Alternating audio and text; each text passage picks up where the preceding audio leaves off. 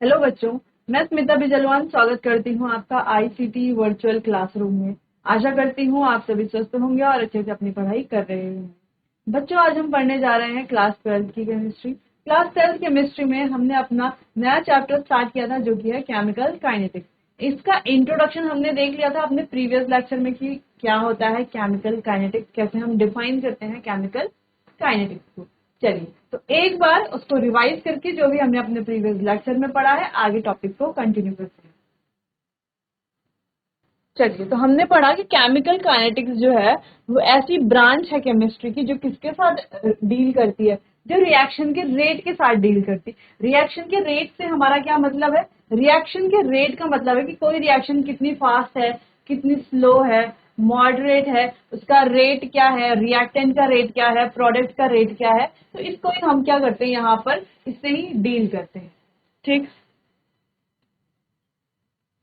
और chemical kinetics rate के अलावा कुछ और चीजों में क्या करती है, इन्वेस्टिगेशन करती है, जैसे कि रिएक्शन मैकेनिज्म भी इसमें इन्वॉल्व है, condition of concentration, temperature, pressure, ये भी इसमें इन्वॉल्व है। Catalyst which control the rate of different reaction, catalyst भी इसमें क्या है, इन्वॉल्व है बच्चों। चलिए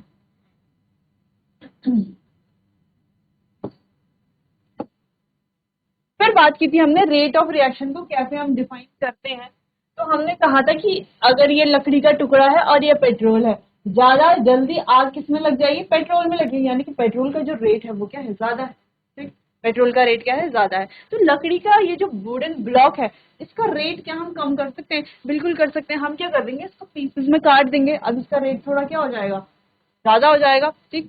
अब अगर हम इसको पाउडर फॉर्म में बदल दें, है इसके क्या बना दे, पाउडर बना दे, बुरादा बना दे, तो ये और ज्यादा क्या करेगा, आग पकड़ेगा, क्योंकि इसका सरफेस एरिया क्या हो गया, अब इंक्रीज हो गया। ठीक। तो यहाँ पे हमने पता लगाया था कि कैसे कैसे जो है इसका रेट बढ़ाया जा सकता है। लेकिन दूसरी चीज, अभी भी इसका रेट पेट्रोल के रेट से क्या होगा, कम ही होगा।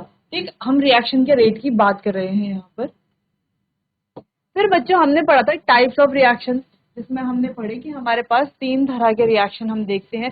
एक फास्ट रिएक्शन जो बहुत जल्दी होते हैं, स्लो रिएक्शन जिनको होने में बहुत ज्यादा टाइम लगता है, साल, 2 साल, 10 साल, 20 साल। ठीक। एक होते हैं मॉडरेट रिएक्शन, जिनको जिन रिएक्शंस को कंप्लीट होने में कुछ सेकेंड या कुछ मिनट या कुछ घंटे लगते हैं। ठीक। तो इस तरह के रिएक्शन के रेट को हम ज्यादातर क्या करते हैं, स्टडी करते हैं। जैसे यहाँ पर अमोनिया की रिएक्शन है ना, N2+3H2 गिव 2NH3।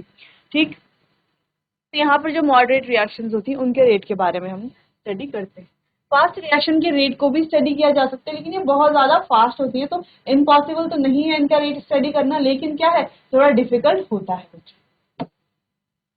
चलिए तो अब हमने बात की थी कैसे रेट ऑफ रिएक्शन हमें पता चलता है। तो यहाँ पर हमने बात की थी कि टाइम टी, अगर टाइम, अच्छा सबसे पहले हमें पता है कि किसी भी रिएक्शन में रिएक्टेंट पूरा कंज्यूम हो जाता है, क्या बन जाता है, प्रोडक्ट बन जाता है। रिएक्ट, अगर हम इस रिएक्शन की बात करें, यहाँ पर ये रिएक्शन लिखी हुई है। ठीक। तो यहाँ पर हो क्या रहा है, रिएक्टेंट मिल करके क्या बना रहे हैं, प्रोडक्ट बना रहे हैं। रिएक्टेंट पूरा खत्म हो जाते हैं, किसके लिए, प्रोडक्ट के निर्माण के लिए। ठीक। चलो तो वैसे यहाँ पर हम कह रहे हैं कि रिएक्टेंट जो है वो खत्म होगा और बनेगा क्या, प्रोडक्ट। ठीक। तो टाइम टी पे जब टाइम जीरो था, यानी कि टाइम जीरो होने का मतलब है कि अभी रिएक्शन स्टार्ट नहीं हुई, तो रिएक्टेंट की कंसंट्रेशन तो जो है वो है ए कंसंट्रेशन अगर रिएक्टेंट की है, तो अभी रिएक्शन स्टार्ट नहीं हुई, तो प्रोडक्ट की कंसंट्रेशन क्या हो जाएगी बच्चों, जीरो हो जाएगी। ठीक। अब टाइम टी में, अब कुछ टाइम टी हुआ, ठीक है, टाइम टी में ए में से एक्स का, एक्स कुछ क्या हो गया, प्रोडक्ट बन गया। तो क्या, कितना प्रोडक्ट बना, एक्स कुछ क्या हो गया, प्रोडक्ट बन गया। अब टी इन्फिनिटी यानी कि इनफाइनाइट टाइम में, जो यानी कि इनफाइनाइट टाइम का बोले जब रिएक्शन कंप्लीट हो जाती है। ठीक। जब रिएक्शन कंप्लीट हो गई तो रिएक्टेंट क्या हो गया, जीरो, और प्रोडक्ट क्या हो गया, ए। यानी कि बच्चों अगर आप देखें तो यहाँ पर हो क्या रहा है कि किसी भी रिएक्शन में जब रिएक्शन स्टार्ट होने से रिएक्शन कंप्लीट होने तक यहाँ पर एक मेजर डिफरेंस देखा गया है, जो कि आप देख पा रहे होंगे कि यहाँ पर जो रिएक्टेंट की जो कंसंट्रेशन है वो क्या हो रही है, कम हो रही है। ठीक। और प्रोडक्ट की कंसंट्रेशन क्या हो रही है, बढ़ रही है। जैसे रिएक्टेंट की कंसंट्रेशन देखो ए से क्या हो रही है, जीरो हो रही है, वैसे ही प्रोडक्ट की कंसंट्रेशन जीरो से क्या हो रही है, ए हो रही है। यानी कि किसी भी रिएक्शन में रेट कैसे पता चलेगा हमें, रेट कैसे बताएंगे हम, जहां पर क्या होगा, चेंज होगा, किसमें चेंज होगा, रिएक्टेंट और प्रोडक्ट में चेंज होगा विद रिस्पेक्ट टू टाइम। ठीक, तो रेट को हम डिफाइन कर सकते हैं बच्चों। चलिए, तो हम डिफाइन कर सकते हैं कि रेट हम कर सकते हैं change in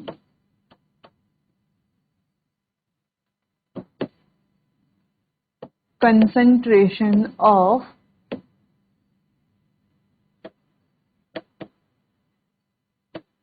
reactant and product with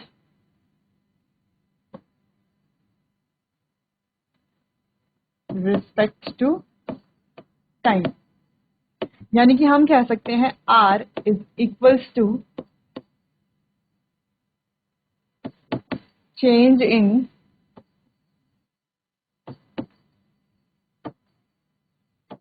concentration of reactant या product, रिएक्टेंट का रेट निकालना है तो रिएक्टेंट, प्रोडक्ट का निकालना है तो product, upon time taken.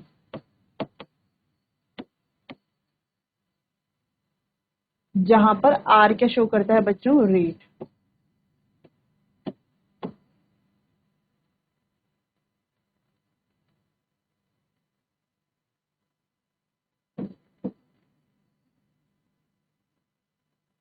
Are क्या शो करता है, रेट। ठीक, यानी कि जो भी हमने यहाँ पर देखा होता क्या है, रेट कैसे निकलेगा, change in concentration of reactant की कंसंट्रेशन में चेंज, रिएक्टेंट की कंसंट्रेशन में क्या चेंज हो रहा है कि रिएक्टेंट की कंसंट्रेशन क्या और ये कम हो रही है, प्रोडक्ट की कंसंट्रेशन में चेंज, प्रोडक्ट की कंसंट्रेशन बढ़ रही है। किसके रिस्पेक्ट में बच्चों, ये देखो यहाँ पर क्या दिख रहा है हमें, टाइम के रिस्पेक्ट में। किसके रिस्पेक्ट में, टाइम के रिस्पेक्ट में। ठीक, तो चलिए इतना आप नोट कर लीजिए, फिर आगे बढ़ते हैं।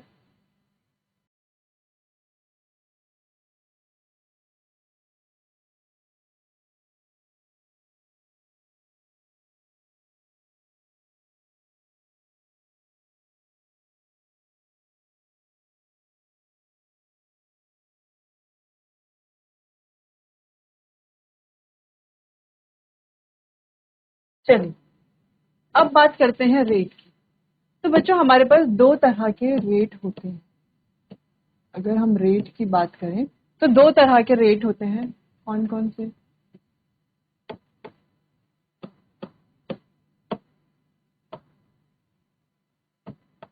एक होता है हमारे पास एवरेज रेट और एक होता है हमारे पास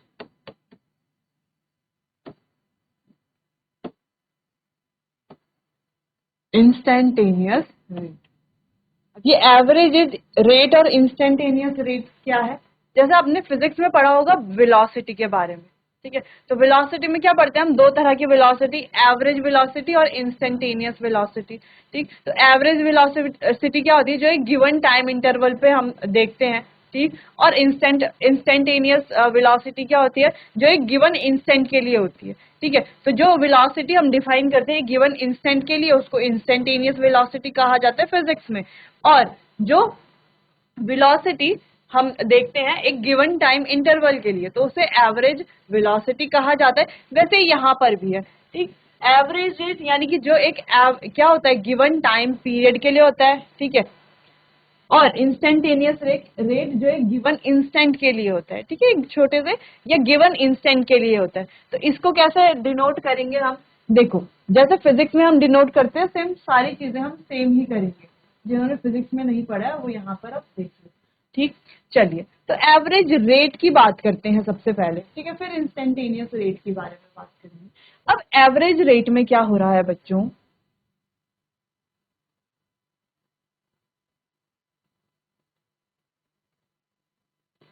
हम कह सकते हैं कि rate of a reaction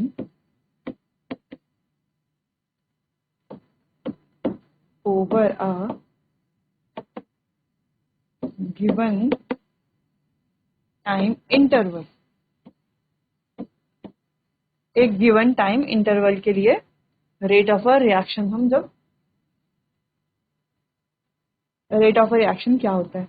ठीक, वही हमारा एवरेज रेट हो जाता है। अब एवरेज रेट कैसे निकालेंगे? अब अगर हम कंसंट्रेशन टाइम ग्राफ देखें बच्चों, आगे देखते हैं।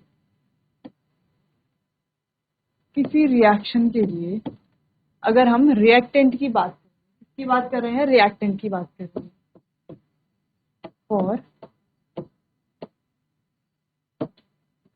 रिएक्टेंट, फिर बात करेंगे हम प्रोडक्ट की, फॉर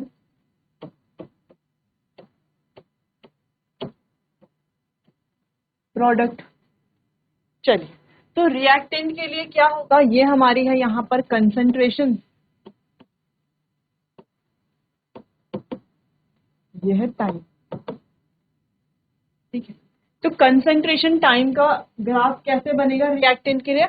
हमने पहले भी पढ़ा है बच्चों कि जब कोई भी रिएक्शन होगी तो रिएक्टेंट की कंसंट्रेशन क्या होती है? टाइम के रिस्पेक्ट में कम होती जाती है ना रिएक्टेंट की।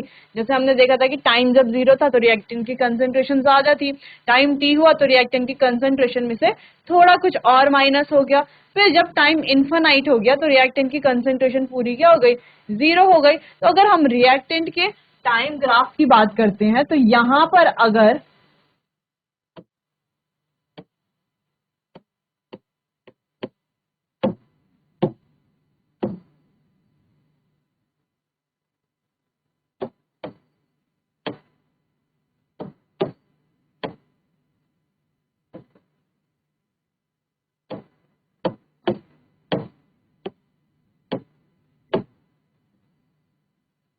ये हमारा इस तरीके से कुछ क्या होता है,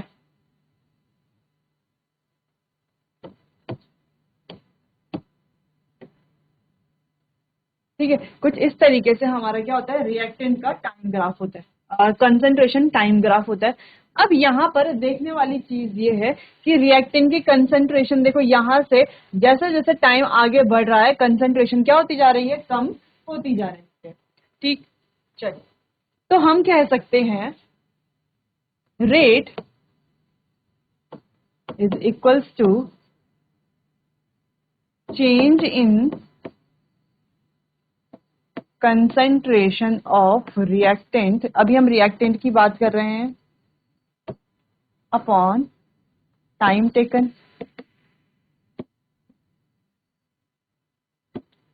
ठीक है, चलिए, अगर हम कहते हैं बच्चों कि यहां पर, अगर हम कह रहे हैं कि यहां पर टाइम t है, इसको हम कह रहे हैं टाइम t1, कंसंट्रेशन है कुछ इतनी, और टाइम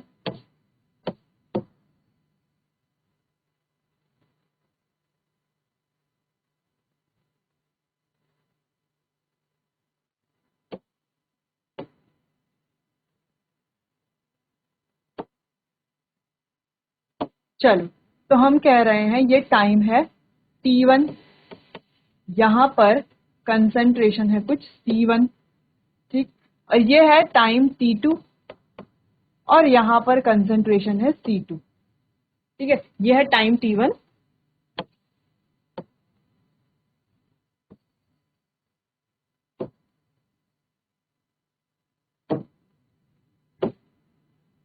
तो यहां पर है टाइम, ये रहा हमारा t1 और ये है t2। हमने कहा t1 के साथ क्या है? t1, ये हमारा c2, ये हो गया, इधर हो गई हमारी कंसंट्रेशन। ठीक है, इधर कंसंट्रेशन है, इधर टाइम है। तो इस तरीके से हमने ये ग्राफ बनाया। अब हम क्या देख पा रहे हैं बच्चों कि जैसे टाइम था t1 तब तो कंसंट्रेशन क्या थी? ज्यादा थी, लेकिन जब टाइम आगे बढ़ा t2 हुआ तो कंसंट्रेशन क्या हो गई? कम हो गई। ठीक, तो हम रेट को क्या लिखेंगे? Is equals to change in concentration, यानी कि delta C upon delta T, है ना। टाइम में भी तो चेंज हो रहा है, देखो पहले t1 था फिर t2 हो रहा है टाइम। ठीक, तो इसको सिंपली हम क्या लिख सकते हैं बच्चों? देखो c2 minus c1 upon t2 minus t1, यानी कि change in concentration. Final concentration क्या थी? इनिशियल कंसंट्रेशन क्या है? टाइम का भी सेम यही होगा। ठीक है, T2 माइनस T1। लेकिन यहाँ पर देखने वाली बात ये है कि यहाँ पर C2 की कंसंट्रेशन और C1 की कंसंट्रेशन, हमें पता है कि C1 की कंसंट्रेशन क्या होगी, C2 की कंसंट्रेशन से ज्यादा ही होगी। होगी कि नहीं होगी? देख, क्योंकि हम क्या कह रहे हैं कि जब टाइम T1 था तो C1 की कंसंट्रेशन क्या होगी, ज्यादा होगी। जो हमने पीछे टाइम ग्राफ में भी देखा था कि जब टाइम 0 था तब C1 की कंसंट्रेशन क्या थी, कुछ A थी। लेकिन जैसे जैसे टाइम इनफाइनाइट हुआ और C1 की कंसंट्रेशन फिर क्या हो गई थी, बाद में 0 हो गई थी। इसी कंसंट्रेशन को हम क्या बोल रहे हैं यहाँ पर, C2 बोल रहे हैं, यानी कि C1 की कंसंट्रेशन ज्यादा होगी C2 की कंसंट्रेशन से। रिएक्टेंट के केस की बात कर रहे हैं हम। ठीक है, तो रिएक्टेंट के केस में तो ऐसा ही होगा कि C1 की जो कंसंट्रेशन है वो ज्यादा होगी C2 से। ठीक, समझ में आया क्यों होगी, जो कि हम पीछे भी पढ़ चुके हैं। तो हमने बेसिकली कहा कि C2 जो है वो कम होगा C1 से, यानी कि C1 जो है वो ज्यादा होगा C2 से। तो इसीलिए हम क्या करेंगे, अगर हम यहाँ पर वैल्यूज पुट करते हैं, ठीक है, सपोज यहाँ पर वैल्यू दी हुई है, C1 दिया हुआ है 0 या C1 दिया हुआ है 1.4 और C2 दिया हुआ है 0.2 या 0 जो भी दिया हुआ है। ठीक, तो C2 माइनस C1 करेंगे तो हमेशा क्या आएगी वैल्यू, रेट क्या आएगा, नेगेटिव में आएगा। लेकिन रेट कभी भी नेगेटिव में नहीं आ सकता। इसीलिए बच्चों हम क्या करते हैं, यहाँ पर लगा देते हैं एक माइनस साइन। क्या लगा देते हैं, एक माइनस साइन। तो रेट को हमेशा कैसे डिफाइन किया जाएगा, minus change in concentration upon time taken, ये चेंज इन टाइम जो भी कहें। ठीक, तो यहाँ पर क्या आ जाएगा, एक माइनस साइन आ जाएगा बच्चों। सिंपल बात समझ में आई कि रिएक्टेंट के लिए कैसे हमने कंसंट्रेशन टाइम ग्राफ बनाया, कैसे हमने यहाँ पर फॉर्मूला बनाया, ये बात थी रिएक्टेंट की। ठीक, चलो इतना पहले नोट कर लीजिए।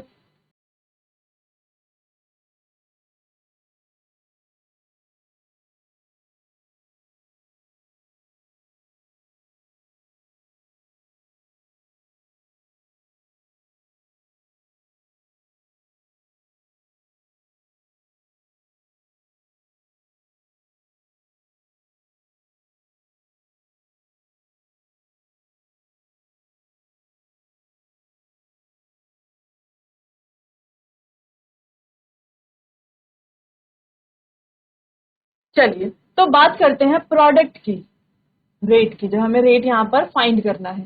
ठीक है, चलिए तो ये बनाया हमने यहाँ पर सेम ग्राफ। लेकिन इस बार ग्राफ कैसे बनेगा बच्चों, ये रही कंसंट्रेशन और ये रहा टाइम। इधर की तरफ टाइम है, इधर की तरफ कंसंट्रेशन है। तो कैसा ग्राफ बनेगा कंसंट्रेशन टाइम का बच्चों, यहां पर इस बार क्या होगा, स्लोप कुछ ऐसा बनेगा।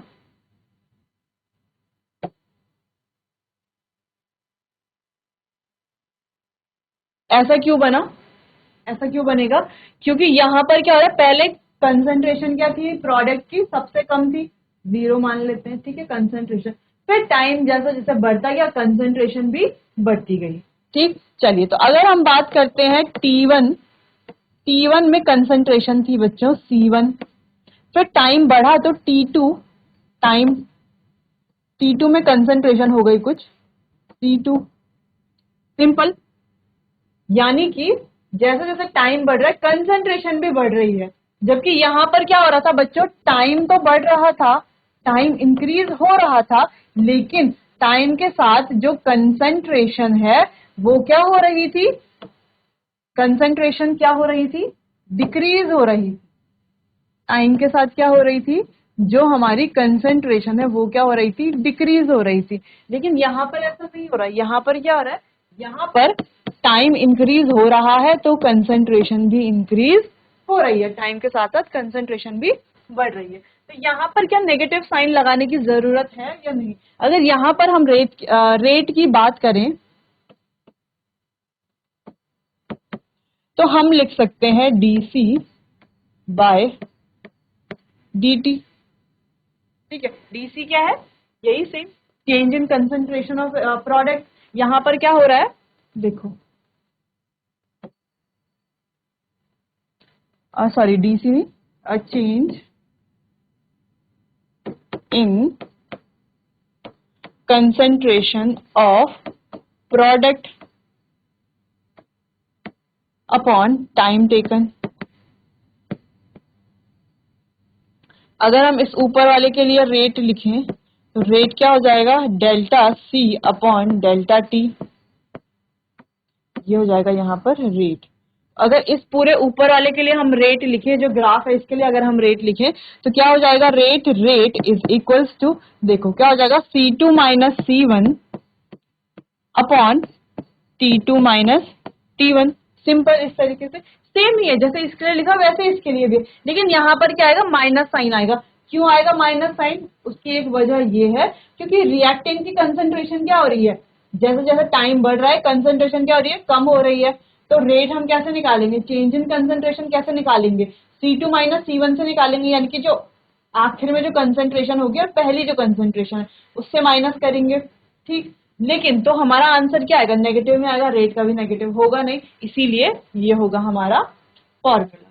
ठीक, तो यहाँ पर रिएक्टेंट के लिए ये फॉर्मूला होगा बच्चों और प्रोडक्ट के लिए ये फॉर्मूला होगा। तो आपको ध्यान में रखना है। अभी इसका एक सिंपल सा हम आगे भी बताएंगे। ठीक है, पहले इतना आप नोट कर लीजिए, फिर उसके बाद आगे देखते हैं। अच्छा, कभी कभी हम क्या करते हैं, चलो उसको हम आगे देखेंगे, पहले इतना नोट कर लो।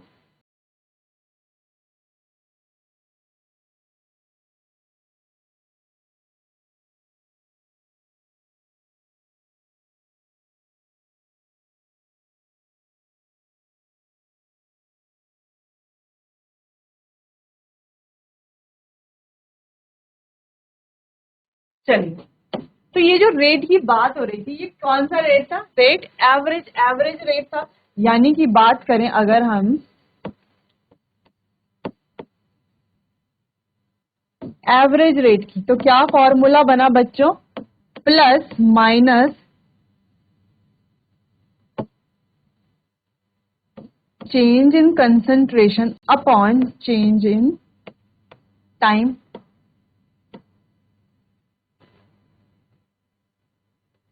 जहां पर पॉजिटिव साइन किसके लिए आएगा और नेगेटिव साइन किसके लिए आएगा। देखो, तो पॉजिटिव साइन किसके लिए आएगा, जो हमारे प्रोडक्ट है। तो आपको कंफ्यूज नहीं होता है, P for positive, P for product, इतना ध्यान रखना है, लाइफ सिंपल है।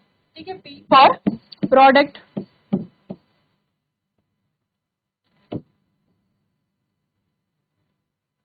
ठीक है, तो पॉजिटिव चार्ज किसके लिए, प्रोडक्ट के लिए, और नेगेटिव चार्ज किसके लिए, रिएक्टेंट के लिए। तो जब भी आप रिएक्टेंट का एवरेज रेट कैलकुलेट करेंगे बच्चों, आपको सिंपली खुद से ही नेगेटिव साइन लगा लेना है। और जब भी आप प्रोडक्ट का रेट क्या करेंगे, एवरेज रेट कैलकुलेट करेंगे, तो आपको पॉजिटिव साइन ही रखना है। ऐसा क्यों है, ये आपको अभी तक समझ में आ गया होगा कि ऐसा क्यों हो रहा है। ठीक, चलिए, तो ये बात हो गई रेट की, एवरेज रेट की। ठीक, तो चलिए इसको नोट कर लीजिए बच्चों, फिर इंस्टेंटेनियस रेट के बारे में डिस्कस करते हैं।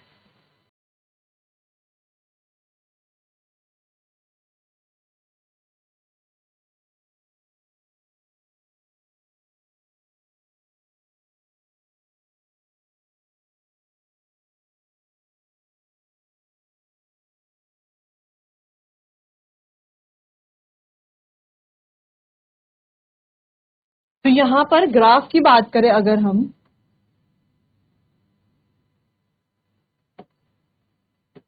कंसंट्रेशन और टाइम ग्राफ की बात करें अगर रिएक्टेंट और प्रोडक्ट के बच्चों, तो रिएक्टेंट का ग्राफ कैसा होगा, ये होगा हमारे रिएक्टेंट का ग्राफ और ये होगा प्रोडक्ट का ग्राफ। तो कुछ इस तरीके से आपको रिएक्टेंट प्रोडक्ट का ग्राफ दिखेगा। अगर इस तरीके का ग्राफ आपको दिख जाए, ठीक है, तो आपको समझ लेना है कि एक रिएक्टेंट है और एक क्या है, प्रोडक्ट है। ठीक, यानी कि जिसकी कंसंट्रेशन क्या हो रही है, कम हो रही है टाइम के साथ, वो रिएक्टेंट है, और जिसकी कंसंट्रेशन बढ़ रही है टाइम के साथ, वो क्या है, प्रोडक्ट है। चलिए, अब बात कर लेते हैं इंस्टेंटेनियस रेट की।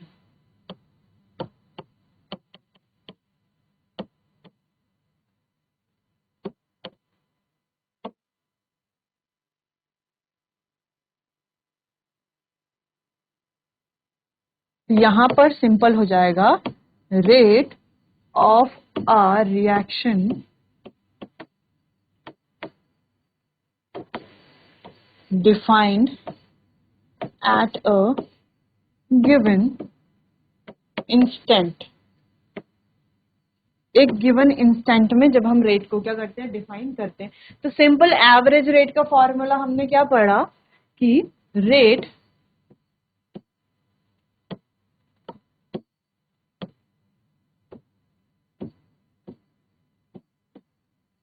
Average rate is equals to minus plus delta C upon delta T, जिसमें नेगेटिव साइन और positive sign, negative sign use किया जाएगा रिएक्टेंट के लिए और पॉजिटिव साइन यूज किया जाएगा प्रोडक्ट के लिए। वैसे इंस्टेंटेनियस रेट भी सेम है, लेकिन यहाँ पर फॉर्मूला क्या हो जाएगा बच्चों, R instantaneous is equals to plus minus dc by dt, दोनों क्या है, सेम ही है।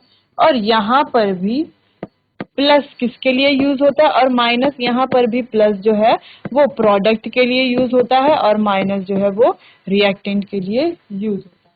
ठीक, चलो तो इतना आप नोट कर लीजिए बच्चों।